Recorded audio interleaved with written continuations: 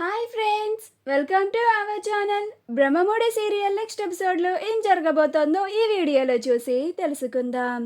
సీతారాముల కళ్యాణం చేసిన రాజ్, కావ్య అసలేం జరిగింది అని తెలుసుకోవడానికి ఈ వీడియోని స్కిప్ చేయకుండా ఎండ్ వరకు చూసేయండి.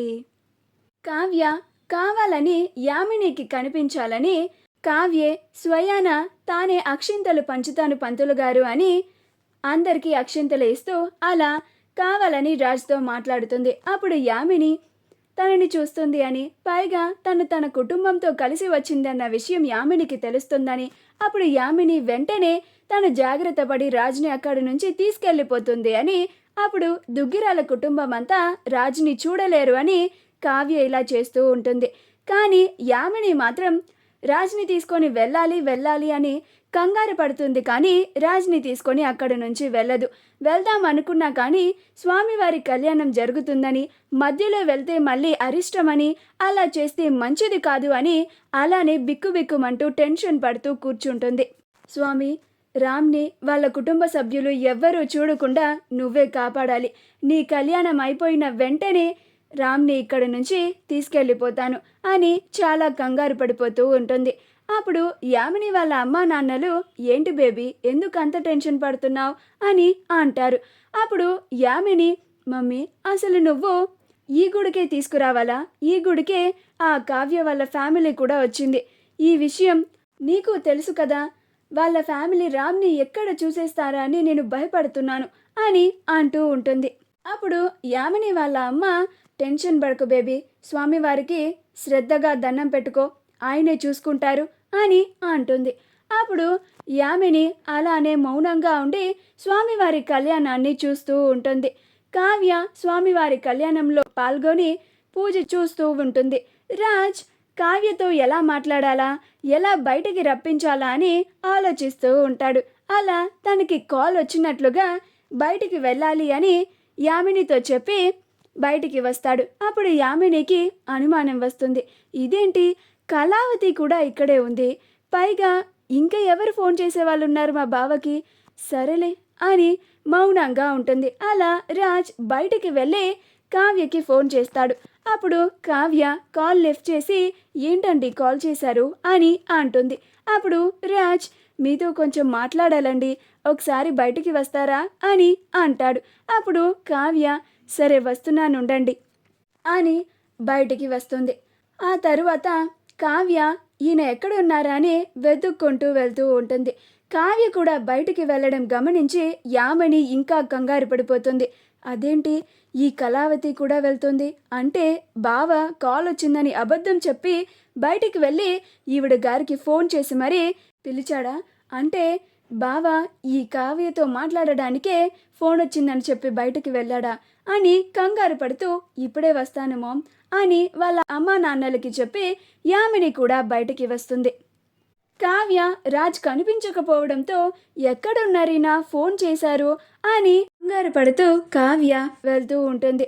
ఈలోపు దుగ్గిరాల కుటుంబంలో ఏ ఒక్కరైనా ఆయన్ని చూసే ప్రమాదం ఉందని కంగారు పడుతూ వస్తూ ఉంటుంది. యామిని కూడా రాజ్ ఎక్కడ కావ్యతో మాట్లాడుతున్నాడో అని, వాళ్ళ కుటుంబంలో వాళ్ళు రాజ్ని చూసేస్తారేమో అని వస్తూ ఉంటుంది. ఈలోగా రాజ్ కావ్య దగ్గరికి వచ్చి, హాయ్ కళావతి గారు అని అంటాడు. అప్పుడు కావ్య, హాయ్ అండి అని అంటుంది. ఈలోగా రాజ్ యామినిని చూస్తాడు. అమ్మో యామినియా, ఇలా రండి అని కావ్య చేయి పట్టుకొని పక్కనే ఉన్న స్టోర్ రూమ్లోకి రాజ్ తీసుకెళ్ళిపోతాడు. అప్పుడు కావ్య, ఇదేంటండి ఇక్కడికి తీసుకొచ్చారు అని అంటుంది. అప్పుడు రాజ్, ఒక 2 మినిట్స్ ఆగండి, బయట యామిని ఉంది, మన ఇద్దరం మాట్లాడుకోవడం యామిని చూస్తే మళ్ళీ గొడవ చేస్తుంది అని అంటాడు. అప్పుడు కావ్య, అయినా నేను ఈయన్ని ఆ యామిని తీసుకెళ్ళిపోవాలనే కదా నేను అక్షింతలు అందరికీ కావాలని ఇచ్చింది, అయినా యామిని ఎందుకని ఈయన్ని ఇక్కడి నుంచి తీసుకెళ్ళలేదు, ఈయన ఇక్కడే ఉంటే ఎవరో ఒకళ్ళు ఈయన్ని చూసే ప్రమాదం ఉంది అని తనలో తానే కంగారు పడుతూ ఉంటుంది.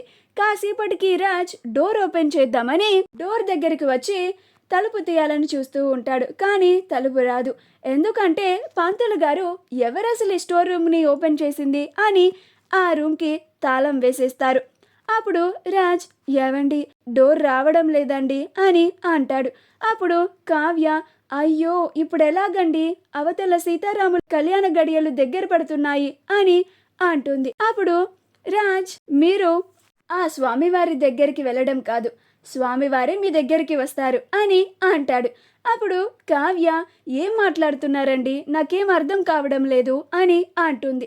అప్పుడు రాజ్, ఒక 2 మినిట్స్ ఆగండి, నేను చెప్తాను అని రాజే అక్కడ ఉన్న స్వామివారి పటాన్ని తీసుకొచ్చి అక్కడ పెట్టి ఎదురుగా 2 పీటలు వేసి స్వామివారికి కళ్యాణం చేయడానికి కావలసిన సామాగ్రి కూడా అక్కడ ఉన్న వాటిలో అన్ని ఏర్పాటు చేసేసి, చూసారా కళావతి గారు, స్వామివారు మీకోసం వస్తారు అని చెప్పాను కదా, ఇదిగోండి వచ్చారు అని అంటాడు. అప్పుడు కావ్య స్వామివారిని, అక్కడ ఉన్న పూజా సామాగ్రిని, ఎదురుగా ఉన్న 2 పీటల్ని చూసి చాలా సంతోషపడుతూ ఉంటుంది.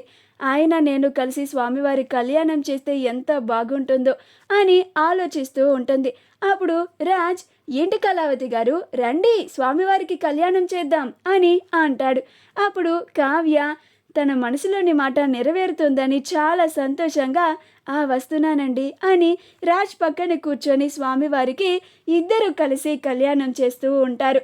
అపర్ణ, సుభాష్లు ఇద్దరు ఈ కావ్య ఎక్కడికి వెళ్ళిపోయింది అని ఆలోచిస్తూ, సరేలే తనే వస్తుందిలే అని అక్కడ స్వామివారి కళ్యాణాన్ని జరిపిస్తూ ఉంటారు. ఆమెని, ఇదేంటి బావ కావ్యలు ఇద్దరూ కనిపించడం లేదు, అసలు వీళ్ళిద్దరు ఎక్కడికి వెళ్ళిపోయారు, కొంప తీసి ఆ కావ్య మా బావని తీసుకెళ్ళిపోయిందా ఏంటి అని చాలా కంగారు పడుతూ టెన్షన్ పడిపోతూ రాజ్ కోసం వెతుకుతూ ఉంటుంది.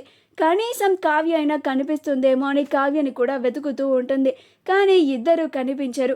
వాళ్ళిద్దరూ స్టోర్ రూమ్లో స్వామివారి కళ్యాణం చేస్తూ ఉంటారు. అపర్ణ, సుభాష్లు ఇద్దరు మండపంలో కళ్యాణాన్ని పూర్తి చేసుకుంటారు. రాజ్, కావ్యలు ఇద్దరు స్టోర్ రూమ్లో స్వామివారి కళ్యాణాన్ని పూర్తి చేసి ఆ స్వామివారి ఆశీస్సులని తీసుకుంటారు. అప్పుడు కావ్య, స్వామి, నా మనసులో ఉన్న కోరికని ఈ విధంగా నెరవేర్చావా, నేను ఆయన ఇద్దరు నీకు కళ్యాణం జరిపించే భాగ్యాన్ని మాకు కల్పించావు, చాలా ధన్యురాలనయ్యాను స్వామి అని చాలా సంతోషంగా స్వామివారికి దండం పెట్టుకుంటూ ఉంటుంది. రాజ్ కూడా, ఈ అమ్మాయితో కలిసి నీకు పూజ చేస్తూ ఉంటే మా ఇద్దరి మధ్యన ఏదో బంధం ఉన్నట్లుగా అనిపిస్తుంది స్వామి అని అనుకుంటూ ఉంటాడు. యామిని ఎంత వెతికినా కానీ రాజ్, కావ్యలు ఇద్దరూ కనిపించరు. అలా రాజ్, కావ్యలు ఇద్దరు స్వామివారి కళ్యాణాన్ని పూర్తి చేసుకున్న తర్వాత కావ్య, చాలా థ్యాంక్స్ అండి, ఎక్కడ స్వామివారి కళ్యాణాన్ని మిస్ అయిపోతాను అని చాలా కంగారు పడ్డాను, మీ వల్ల ఇలా స్వామివారికి కళ్యాణం చేసే భాగ్యాన్ని దక్కింది అని అంటుంది. అప్పుడు రాజ్, పర్లేదండి, మన ఇద్దరికి ఆ స్వామివారు ఇలా భాగ్యాన్ని కల్పించారు అని అంటాడు. మా వీడియో కనుక మీకు నచ్చినట్లయితే లైక్ చేయండి, షేర్ చేయండి, మా ఛానల్ని సబ్స్క్రైబ్ చేసుకోండి, పక్కనే ఉన్న బెల్ ఐకాన్ని క్లిక్ చేయడం మాత్రం మర్చిపోకండి.